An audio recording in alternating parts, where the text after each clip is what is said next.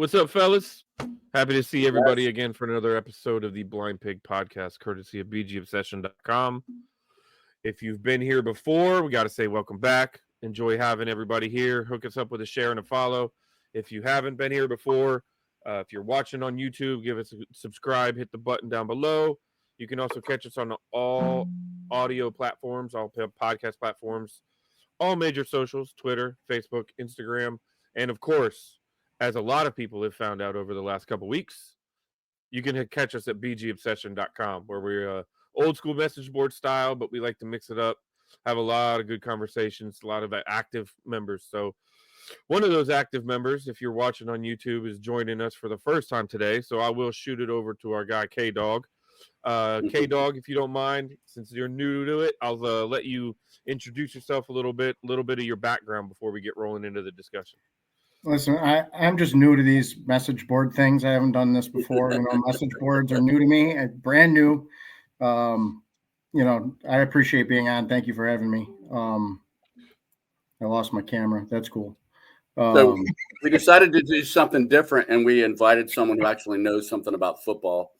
So we won't totally reveal all of K-Dog's secrets, but he is a high school coach and also has college coaching experience. Yep. And that's one of the nice things. I know we've seen a lot of his stuff on BGO, kind of, I guess, speaking some football truth to the a lot of us throw opinions out there, and sometimes those opinions are dead on, and sometimes they're maybe off base a little bit. So we appreciate you coming along with us tonight. Of course. I love it. I'm glad to be here. My camera's working again too. So happy Thanksgiving. There you go. So, all right, gentlemen, first thing that we can talk about is that the Commanders have a new team president. Out with Jason Wright. I think, K-Dog, you haven't been on the podcast before, but I think most of us have our opinions about Jason Wright and the job he did with some of the more important and pivotal things in the franchise. So we're kind of happy to see him go. But Mark Clouse has been named team president. If you don't know who he is in football circles, that's because he's not in a football circle. He was former president and CEO of Campbell's, and that's the food company. So maybe there's a Pepperidge Farm Stadium coming or something. I don't know, but I'm interested to see what he can do. I don't know much about him, but I like that they're not, pigeonholing themselves into some guy that, is part of the good old boy network. They're looking for fresh ideas and somebody who can actually run a business. So I like a lot of things with the Harris Group and Adam Peters. They kind of do what they think needs to be done, and they're not particularly worried about what was done 2 years ago or hurting anyone's feelings. So I did an extensive Wikipedia search on this guy, and here's what I know about him. He's 56 years old. Graduated from West Point, which is impressive. U.S. Army helicopter pilot. That's not so impressive because, he could have been in the Marine Corps. But, obviously the guy, you got to have your act together to be to graduate from West Point and to be a military helicopter pilot. He got out as a captain, as I did. And you kind of talked about, he's actually got quite a bit of experience as a CEO. He was CEO of Pinnacle Foods. Worked his way up through Kraft, went overseas to China, a couple other places, worked his way up the chain. But in 2019, up until currently, he was Campbell Soup's company CEO. And that's a pretty young CEO right there, 56 years old. The one thing, and I don't know a lot about this guy, but I have confidence that he's got his act together. And the one thing I like about it is that, he's got experience, and that's the only thing I would say about Jason Wright is I don't think anyone ever had any doubt that Jason Wright is a really nice man. Every interview you ever saw with him says the right things. I don't think it was ever an issue of what kind of a guy or what quality of person Jason Wright is. I just think they threw him into a huge job with the worst owner in professional sports and expected it to go well. And I think that was a match that was doomed from the get-go because he pretty much had to do whatever Dan Snyder wanted him to do. And that wasn't going to go well. So I think he probably took a ton of heat from fans that really should have been directed at Dan Snyder or other folks in the organization. He just got to carry the water for it and take the bullet. So anyway, that's my 2 cents on it. Do we care about the team president? I guess that's the other question. I do though, because one of the biggest struggles that we've had over the last 4 years was just the fumbling of some of the operations of it. We talk about it every time Jason Wright's name comes up, but the Sean Taylor mannequin, which apparently has already been corrected because they're taking the mannequin down and they're going to build a statue. Check mark to Harris and company with making another good decision. The Sean Taylor number retirement, the Sonny Jurgensen number retirement, the multiple things that happened that maybe their heart was in the right place, but the execution was just absolutely underwhelming. And it was frustrating as fans that we were embarrassed. I mean, the picture of the Sean Taylor family in front of a bunch of porta potties on Sean Taylor Way. I mean, come on, have a little bit of like wherewithal to put the people in place. And was it Jason Wright taking the picture? No, but he's the puppet master with that kind of stuff, and it was on his watch. So to have somebody come in that has a lot of business sense, and you think that they're going to understand kind of the voice of the people they're representing, it's only beneficial. I mean, from my perspective, I don't want to judge Jason Wright in any way, shape, or form because I think he, like John was saying, he had an impossible job coming in there. There was no way he was going to be successful given what he was facing. Name change, just the whole 9 yards. I don't really want to have too many thoughts or opinions on Jason Wright. I just think that Josh Harris had to get his own guy in there. And getting somebody with business acumen is probably a really good idea. I think it shifts the focus away from football in that perspective into the things you were just talking about. Let's get that statue right. Let's do the retirement ceremonies the right way. Let's run a company because that's what this guy's being brought in to do. He's not being brought in for football. He's being brought in to run a franchise and turn it back. So, thoughts on Jason Wright aside, this sounds like it's a quality hire to me, and I do think it's going to be valuable. I'm not in the building, so I don't know the inner workings of what they do, but it's a good move, I think. Yeah. And for me, I'm kind of similar with Jason Wright. I think he was just set up for failure, just given the circumstances, everything he had to deal with. And then I think this is just a normal, natural progression of things. The Harris Group has brought in, they've turned over everything on every aspect of the team. And so it makes sense. Obviously, at some point, you'll turn over the business side person. And then big picture doesn't really move the needle for me. It's cool. I mean, he's bringing in the next step of his own, of their own people. But like, if I talk to any of my friends or family that follows another team, not one person knows or gives a shit about who runs the business side. Like who cares? Okay. So that's over with. The formality's done. They kept Jason Wright. I think that was one of the things that a lot of fans. Well, I mean, I'll confess. I'm like, why are we even talking about the business? The guy that's in charge of the business side of it. Like, who the hell? Like you said, we didn't know who that was during the Gibbs years. I don't think we did. I mean, who cares? Yeah, I think it's just because not that it's not important, but it's just not what we signed up for. And yeah. So I guess the big question is how much involvement will he have? Will he be the stadium? Will the new stadium, wherever that ends up being, with all the activity around that right now, will he be in the middle of that, or is Harris going to handle that himself? But I don't know. And I guess we'll find out is he for that. Well, I guess that's a good transition to speaking of football stuff. Because we all expected us to win 49 to whatever to Tennessee finally was able to put on the game. Dude, that was an old-fashioned butt whooping. 28 points in the first 16 and a half minutes of the game. If I'm, we can kind of look back, and one of the biggest things that people I've talked to are like, well, why couldn't we do this against Dallas? This is why I think, and I'll just say my personal opinion, the simple answer is against Tennessee we took advantage of their mistakes. Against Dallas we didn't. 2 turnovers flipped that game on its head. But add to that 2 false start penalties on there was a 3 and out before people had even gotten their first beer in the stadium, and then we're getting the ball and 3 plays later, B-Rob's just ripping it. So, and that's not a bad interior D line on the Titans. I don't know how much was talked about last week because unfortunately I missed last week's podcast, but that's a They good didn't look spot. like the second. They didn't look like the second ranked defense, or I knew they're second ranked for like overall yardage this season, or they were. I mean, we made them look pretty ordinary. But I mean, I think every weekend's different, man. Every Sunday's different. So people that want to say like, well, this team beat that team and we beat that team, so therefore we should beat this team.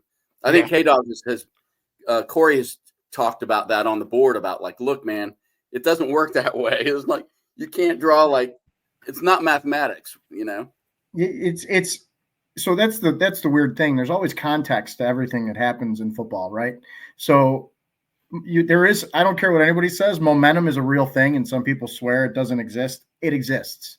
When you're going and you play Pittsburgh and Philly back to back, and then you turn around and you play Dallas on a short rest. I mean, look, I know Dallas isn't a great team, but they're not as bad as people think they are either. They have talent on that roster. So when you play those two teams back to back, and then you go and you play Dallas on a short week, who's going to be motivated to beat you? It's a recipe for disaster. Oh, and by the way, our offensive line banged up. Our quarterback bruised ribs, and he was very tentative. That extra time off from the Dallas game, those extra days leading into the Tennessee game, also helped him. You could see the explosiveness back in him. And Tennessee is in a downswing. So Tennessee doesn't have much to play for. So the second things started to get bad for Tennessee, the snowball rolled. So, every week's different, and I don't necessarily think that us beating Tennessee by 1,000 points this weekend is it's not going to dictate anything moving forward, but it's a good sign that our players, I mean, it's their first December win since 2017 at home. So at the end of the day, I think there's nothing bad that's going to come out of this, and we're probably going to put us in the driver's seat for the playoffs, right? So, but I don't know that it means anything either. To your point, in the Dallas game, there was a 3rd and 2 that Noah Brown dropped one right on his hands on the first drive. You go down and score efficiently as we were moving the ball there. Who knows how does Dallas turn? Tennessee was defeated. They were completely defeated as before they even, I think at one point, I saw we had over 100 yards rushing before they had like 13 snaps on offense or something stupid. You know what I mean? Like at that point, they're going to the game was determined. And what I will say, is when they scored that touchdown and then they ended up, we kind of stumbled and they kicked a field goal. There was a lot of that feeling in the past where we're like, here it goes. We're going to stall. We're going to scramble. They're going to find a way. And then what did we do?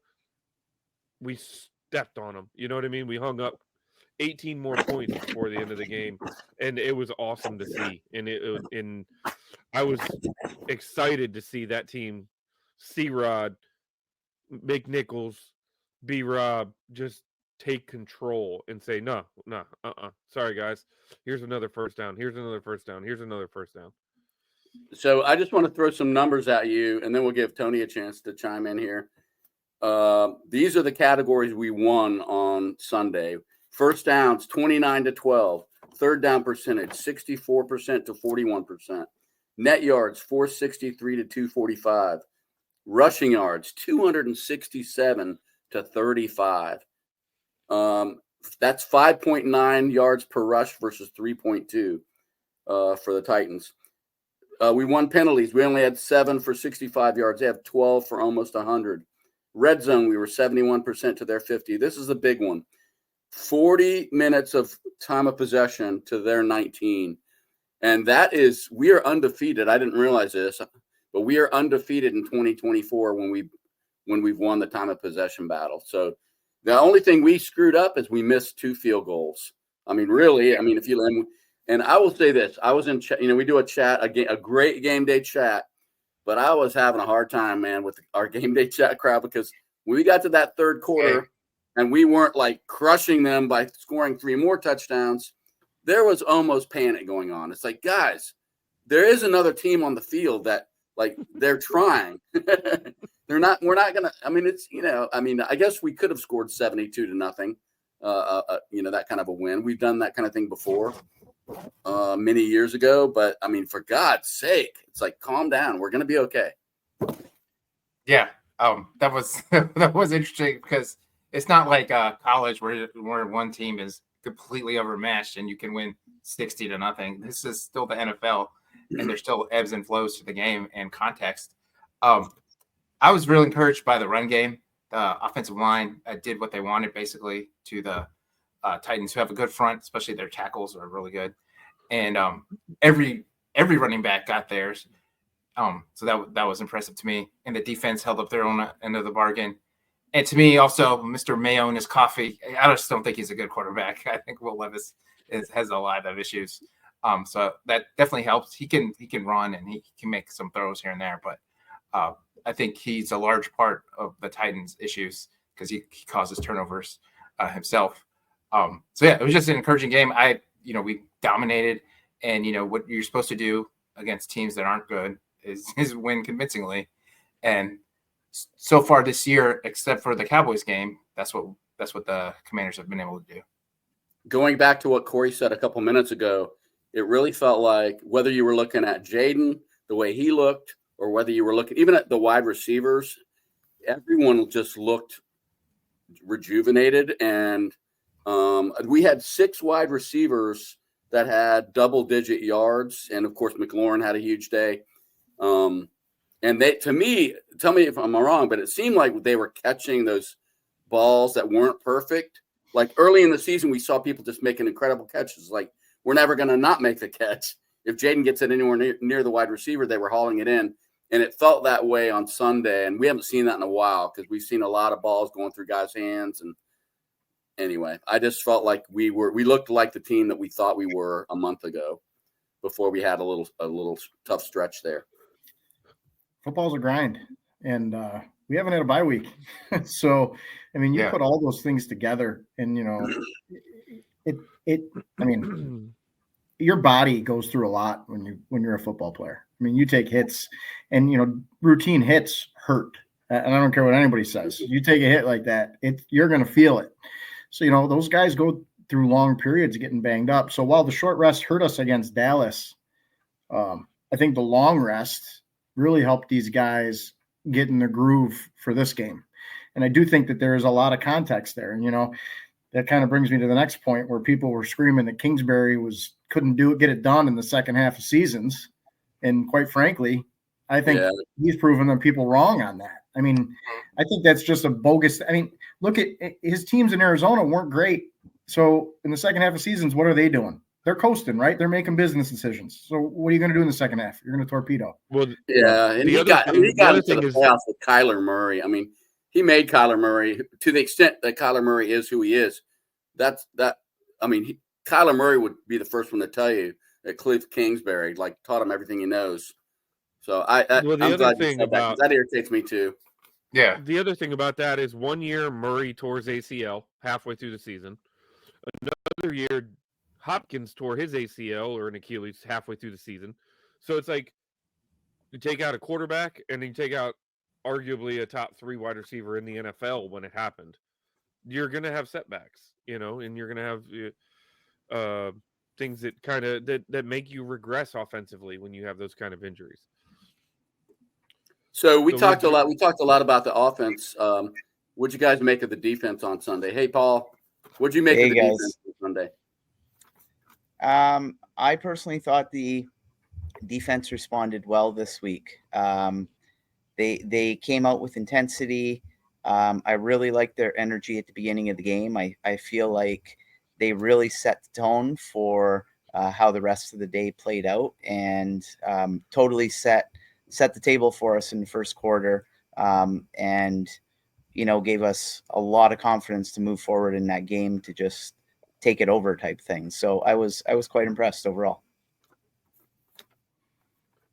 We had 3 tackles for a loss by the defense, 9 quarterback hits, and 2 sacks. Oh, and by the way, I don't think they were all forced fumbles, but we did have 3 fumbles and recovered 2 of them, which that's a pretty good. They were forced. Sanders still ripped that ball out of Pollard's Sanders still had Yeah, that was classic. Yeah. And by the way, that guy shouldn't be playing corner. He's not an outside corner. He's a slot corner, and he's our best corner. So what do you think, though? I mean, I'm wondering if He they're was not going to wide put receiver in Lattimore. Michigan. You think they're going to put Lattimore and maybe keep Sanders still on the outside? If I'm them, yes. That's what I'm thinking. Yeah, I mean, he's been playing well. Hey, Phil Mathis was a healthy scratch, and Sheldon Day started the game. I don't think they care. Honestly, I don't think they care what anybody thinks about it. And K-Dog, maybe you can kind of touch on this, being as you're on the other side of things, more on the sideline. I don't think they care about what the expected score is. I don't think they care about what the expected position is on somebody. Like, why would they? The guy is producing at a very high level on the outside. Why would you mess with it? You know what I mean? At this point, I almost would prefer, leave him out there, because you've got an opportunity to help the slot a lot better than you do an opportunity to help outside corner. Marshawn Lattimore and Sanders still, you could do a lot worse for a 1-2 punch. You know what I mean? And this guy's doing it against some of the better wide receivers in the league. He was standing up to AJ Brown. He's not doing it against chumps. Yeah, I mean, to what you were asking me is, look, at the end of the day, some teams do make business decisions, right? So they want to play the guy that's making the most money because he's making the most money. One, we're not in that position. We don't have any studs out there. And 2, I don't think this regime's going to look at things that way. So they're looking to play the best player at each position. And it's not Noah Igbinoghene. It's not, Forbes, who's sitting on the street right now. Who is it? So Sanders still right now is our best corner. BSJ, I think, had less snaps than Noah this week, right? When you look at the numbers. So at the end of the day, Sanders still's been our number 1 corner. He's been playing against the best receivers on the other team. I don't see any way they're going to take him off the field, even though he's a natural slot. And he's probably better there because he can blitz and he can wreak havoc on things. But he's exceeding out there. So why take him off the field? Play him and let Lattimore go to the other side and have 2 guys that can play a little defense. Yeah, I wonder if you can make an argument. I don't watch a ton of other NFL teams play like some guys do, but I wonder if Sanders Still's like even in the conversation for Defensive Rookie of the Year, because he is really, he's turning some heads right now. I don't know who his competition would be, but it's all about stats in that for those awards. That's why you don't see offensive linemen ever win Offensive Rookie of the Year. And so Sanders Still's not exactly throwing up numbers, and the league cares about the numbers for that. Having said that, as far as his actual play goes, I think he should be in the conversation, and I don't think there's any doubt. Should he win it? Well, it's debatable, but he should be in the convo for sure. So, guys, I'm so thankful that we're going into the bye week, and I just got to tell you why. Tress Way had to punt last weekend, and that guy's his leg might be tired. He punted once. That's how you know. That should be the barometer for successes. How many times did Tress punt? If it's less than 5, we win. Anyway, just thought I'd throw that out there. It is. Somebody made a point that because the Pro Bowl voting just started. I don't know if you guys have been paying attention to that. Jaden Daniels is the leading vote getter for quarterbacks, by the way, and I believe it was of the vote getters that are top 5 in their position right now. It's Daniels, Terry McLaurin, Bobby Wagner, Frankie Louvu, and there's one other one, and I'm spacing on it. But Tress Way, he's gonna get snubbed because he hasn't had to punt but a handful of times. Maybe is there a holder position that we can get him nominated for? You know what I mean? Because but while we're talking about this, I do want to point out, and this is something that I think we need to touch on, is the kicking game.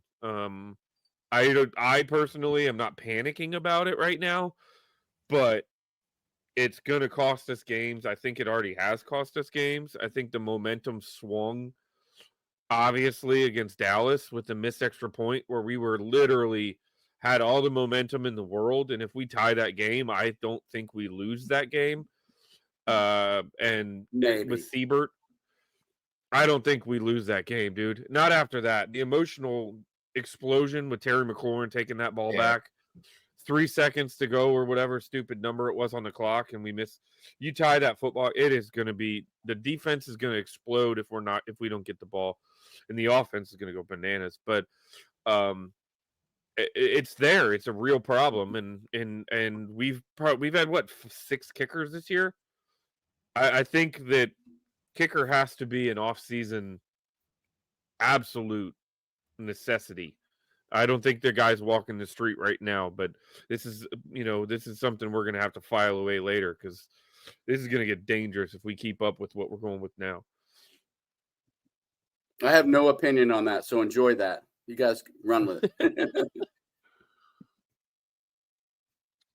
Well, all right. Well, then I'll keep talking. Anyways, one other person I do want to call out, and is Luvu again. Had an absolute baller of a game. The dude is a beast.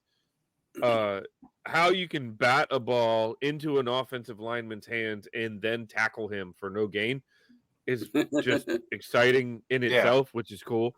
But that guy is a monster, and I am so happy we have him locked up on a multi-year deal. That him, Wagner. Hopefully, we can bring Wagner back for another season or two. I think he's still got more gas in the tank. And then Jordan McGee, am I saying it right? Yeah, the Temple. The Temple kid. I mean, this is looking like intriguing with this linebacker unit that apparently we couldn't solve for 3 seasons, and we figured it out in about 9 minutes. But Luvu, Paul, if you want to react to I Luvu you, because that guy is a legit linebacker, and I love it. Yeah, I totally agree with you. And it's very, very refreshing to be able to know that we have finally been able to hit on some free agency acquisitions. When you think of Luvu, you think of Wagner, those are like cornerstones to our defense. And for once, we've had some free agent additions that have actually worked. And just circling back to the discussion on Sainer still as well. How refreshing is it to have a guy in the second round that is actually working out as well? So I think it's testament to what this front office is capable of. And I think it's testament to just the knowledge and know-how that Adam Peters possesses. I think that's going to set us up very well for the future, obviously.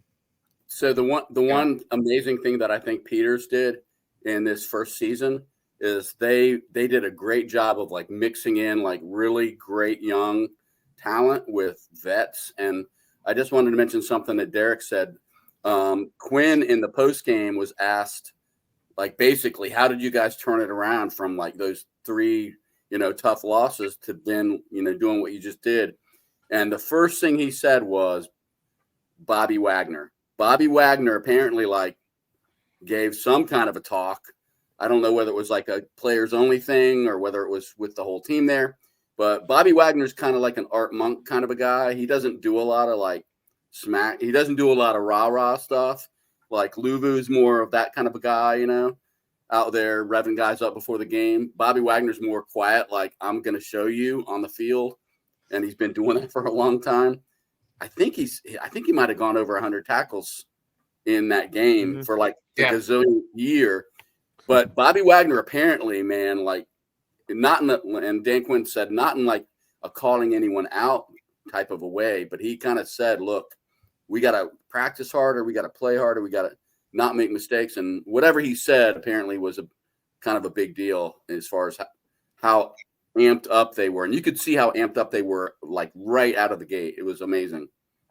Yeah. I think with him, especially, his tenure and his level of play just carries a lot of weight in the locker room. Yeah, he's got And cred, then- right?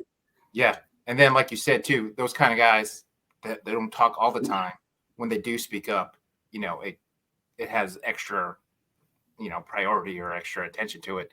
So that definitely helped. And then, yeah, like you said, one thing about Luvu is he brings juice. He gets everyone jacked up. I can't remember anyone like that during the Rivera years. So that's also refreshing to see.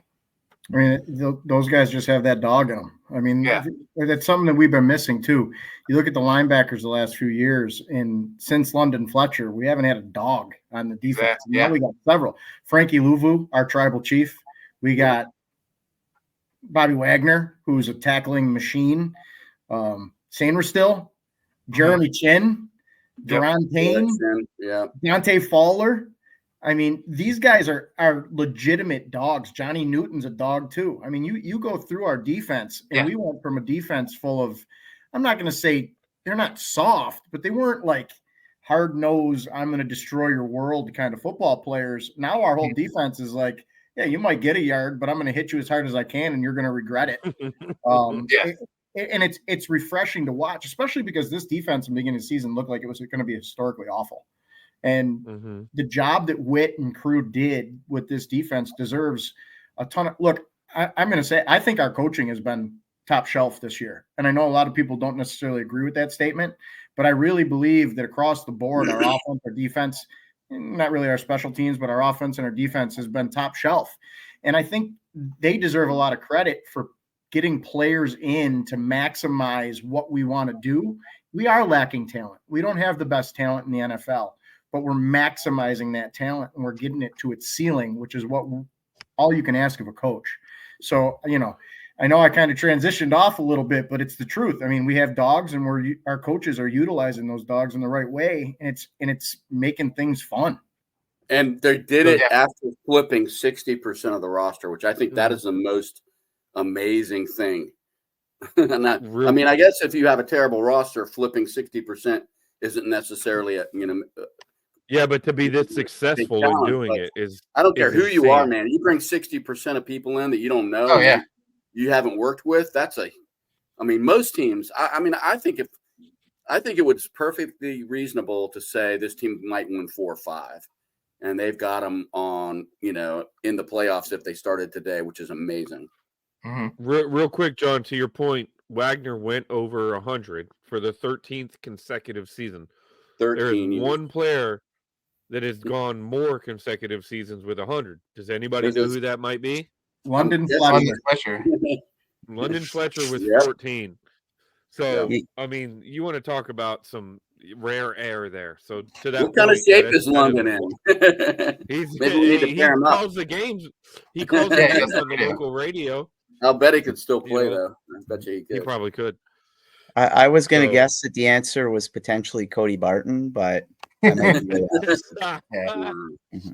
Yeah, David Mayo. 6 like 2 weeks ago. Everybody was jocking him for it, but poor Ron Rivera, man. He's got little pins up in his bedroom, and he's like, there goes another one. I actually feel bad for Rivera in some ways. He's got an empty plastic box on his shelf waiting for his Super Bowl ring that apparently we owe him. And it's sitting right next to his Emmanuel Forbes jersey. Oh, Lord. And that's next to his Jamin Davis jersey. Oh, man, yeah. So I try to do this. I get the team PR stuff. So I just wanted to point out one thing, and I'll run through a couple of these quickly. Normally there are like post-game notes. Normally at the most there's a page and a half of them. From this game there were 6 pages. And I'm not going through 6 pages of them, but I just wanted to hit. I think we're having a special season in a lot of ways, so I just want to kind of highlight that. 8 wins through 13 weeks is the most since 1996. First time since 1991, Washington has scored 40 points in 3 games in one season. We're not done yet. 5-2 at home, the best start at home since 2015. This one blew my mind. First home win in December since the end of the 2017. I think you might have said this, K-Dog. First home win in December since the end of the 2017 season. That's pathetic. Even for me, I was like, damn. Yeah, like I know we've been bad, but I didn't realize that till someone. It really is as bad as we thought it had been. Shocking. I mentioned before we're undefeated when winning the time of possession. Jaden already has the second most rushing touchdowns ever in a Washington season with 6. And I'm sure Griffin probably holds the record. I just don't know what the record is. Jaden's the only rookie quarterback in league history to have thrown for 2 touchdowns and rushed for a touchdown in back-to-back games. I don't know. These guys are working overtime on the stat department. And then the last one I'll mention, and I won't go through the rest of the 6 pages. Terry McLaurin passed Chris Cooley for 9th most career touchdown passes. Because I think Terry's got a lot of years left in him. So I think that's pretty impressive. He's halfway. I think he's halfway. You know what I mean? He's in what, year 6 or 7? Is my math right there? Yeah. So Terry's got 6. He's 6th all time in our yards, all time receivers for Washington yards. Art Monk, Charlie Taylor, Gary Clark, Santana Moss, Bobby Mitchell, and then Terry McLaurin's next. And Terry's going to pass Mitchell this year. And then he's got some work to do.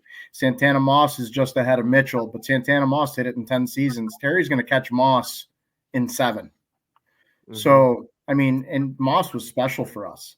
Yeah. So we thought Donald Trump was the happiest man in Washington, D.C., but he's not. It's Terry McLaurin. How does he have to feel with Jaden Daniels, you know, with an actual quarterback? And I was a Sam Howell guy. I was big on Sam Howell. I thought he was going to be the surprise, but just like the touchdown against Dallas, hitting him in stride the way he hits him in stride and then just let Terry work. You know what I mean? That is not something we've been able to see for a long time. And the team is playing that way. And this is what we've missed. We've missed it for years. It's crazy. Any closing thoughts on the Tennessee game? Because I don't want to do a little quick exercise before we head out tonight. Any closing thoughts? Yeah, one thing just in general, like we scored like 40 points. Like just remember, like when we had Scott Turner and EB, if we hit 20, it was like amazing. And now we score in like the 30s. Like it's just like, wow, how far we've come in just one season. Mm-hmm. The only other thing I wanted to add, and I apologize if I'm repeating it because I came in a little late. But the only thing I wanted to add about that Tennessee game is the secondary players showed their faces again and began to stand out. And in some of our losses, we were lacking those secondary contributions from some of our lower tier players. And you saw all sorts of guys in the mix this past weekend. I mean, Rodriguez contributed, McNichols contributed, Ertz played well. Those secondary pieces beyond just, your Jaden Daniels or your Terry McLaurin, those guys really shone on offense. And I think that sometimes makes a difference for us. I wanted to ask Kory one question because I've heard this talked about. I've seen it talked about a lot on BGO, and I don't really know what I think about it. But a lot of the conversation as the season has progressed is, look, we drafted 2 guys pretty high, and Ben Sinnott. And I think Sinnott was in the 2nd round. I'm not sure when Luke McCaffrey was drafted. Somebody help me out. He was 3rd or 4th, wasn't he? He was drafted well ahead of like where he was projected to go based on just like potential, I think. But I'm just curious what you think, Kory, about like a lot of people are saying, well, for guys that were drafted that high, they're not really showing much, and that doesn't sound right to me. But so there could be some truth to that. But tight end is a position. Tight end H-back is a position where it takes some time to get acclimated because you're doing everything. You have to know the blocking schemes. You have to know the route tree. You have to know all the plays. You have to know the intricacies, and you're not the first option. So even when you're out there, you're probably not getting the ball. And people have been dogging Zach Ertz a little bit, but I'll tell you what, he's been productive. So, you have a solid tight end that your young rookie doesn't have to be rushed along. And, I think Sinnott's going to be the real deal, but I don't see any reason to push it. Let him develop. Let him and see what happens. I mean, yeah, you'd like to see him lighting the world on fire, and if you saw it, there's definitely some. It makes you feel better to see him, destroy people. But that doesn't mean that he's behind. As far as And I Luke, feel like Bates is a really good blocking tight end. So when it's not a passing down, I mean, I can't see throwing him out there just to give him experience blocking. I mean, you're trying to win games, so that's the other thing. I think John Bates is a little bit underrated in general. He's a great blocker, and he's not a bad receiver. He's just not dynamic, so he'll get out there and catch the ball. But, if he catches it at 5 yards, he's probably going to fall down at 6. If he catches it at 3, he's going to fall down at 4. Right. He's not going to run for a ton of yak, but, he's a solid contributor. So again, Sinnott, let's play the long game with Sinnott. Now, as far as Luke McCaffrey goes, I think people got a little bit too excited for him too early. He's not going to be the number one option. I mean, Terry McLaurin and Ertz are going to be the first two for Jaden. They're his safety valves.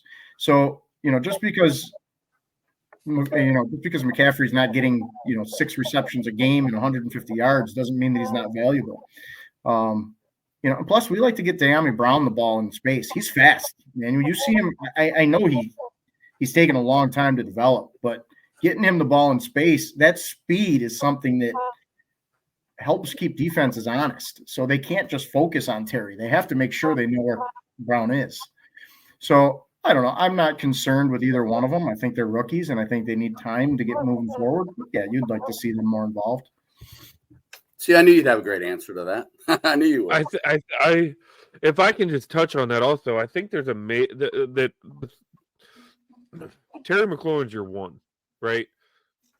To this point, Noah Brown's probably your 2.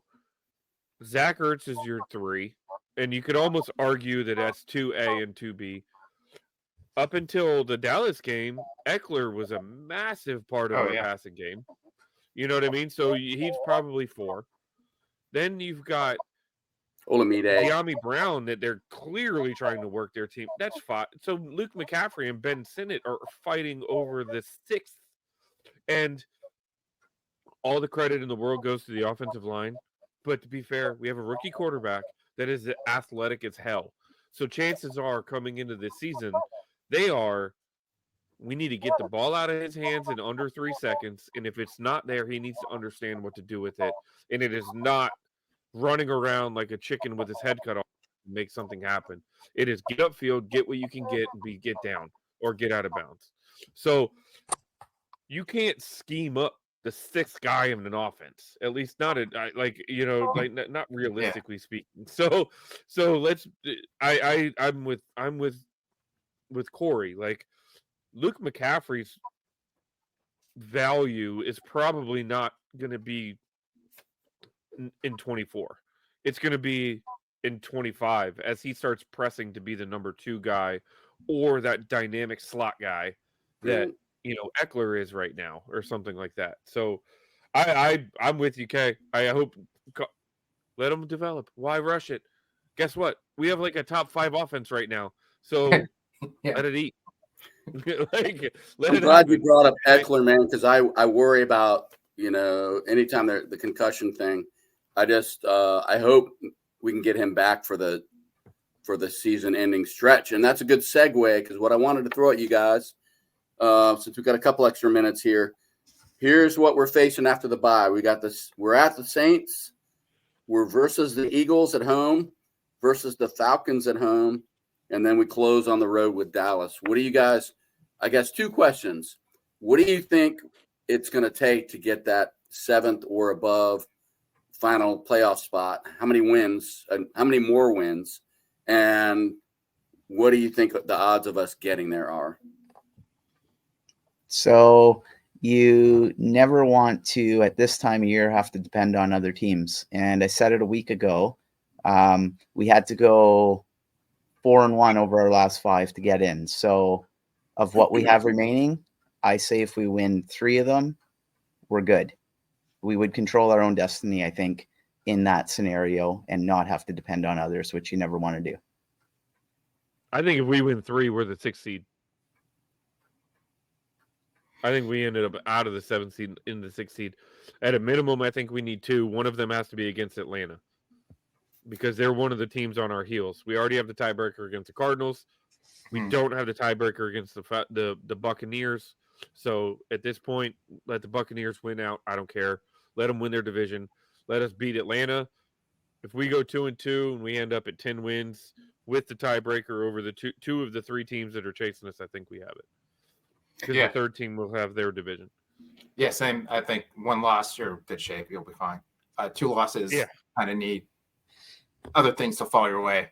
So, and then Atlanta will be interesting too, because I wonder, people are starting to bring up Penix because Kirk has been pretty bad for the last. He hasn't had a passing touchdown in 3 weeks. Yeah, and like 100 turnovers. He's getting beat up. He's gotten crushed like a number of times. Yeah. Yeah, I mean, I think we got to win 3 because, in my opinion, you can only control you. And Paul said it. You can't account for other teams not getting the job done. You got to get it done. And at the end of the day, I think you got to get 3. Now, does that mean that 2 doesn't get us in? No. I think 2 could wind up getting us in, but I don't think. I think you got to aim to have 3 minimum here, so that you're controlling your own fate. I don't like leaving my fate in other people's hands, right? So let's go get these 3 wins and let them battle for whatever else we got to figure out. Yeah, that might get us to 6. I'm with you, Derek. I mean, it very well put us in that 6 seed with 3, but it definitely puts us in, I think.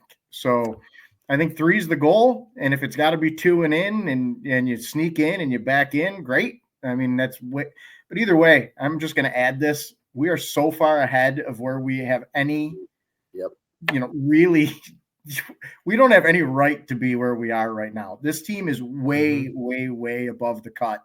And that's credit to the players and the coaches. I mean, we're not as talented as a lot of other teams, and we're still getting it done. I mean, again, we just went through all of our weapons. How many of those are weapons on other teams, right? I mean, they're getting it done because they believe in each other and they fit. So, kudos to everybody, man. I think they're doing a great job, and I'm proud to be a Commander fan right now. Yeah, it's been an amazing year. I see us having a really good chance against the Saints, the Falcons, and I think that Dallas, that last game of the season might be our best performance of the year because I think we're going to be mad and trying to prove something. And I think they'll open it up this time and not play conservative, which I felt like they kind of fell into that trap of thinking they could play conservative and beat Dallas the last time. I'm not sure we can beat the Eagles. Maybe if we meet them in the wild card, we can get there somehow. We can find some trickeration to pull off an upset or whatever. But anyway, we're getting way ahead of ourselves. I think 2 gets us there, but I'm with you guys. 3 wins would be amazing, and I think that would guarantee us playoffs in our first year under the Adam Peters and Dan Quinn era would be amazing. So I guess we'll see, man. The bye could not come at a better time, right? Normally we bitch like hell that this is the 3rd season in a row we had the bye at the last possible moment.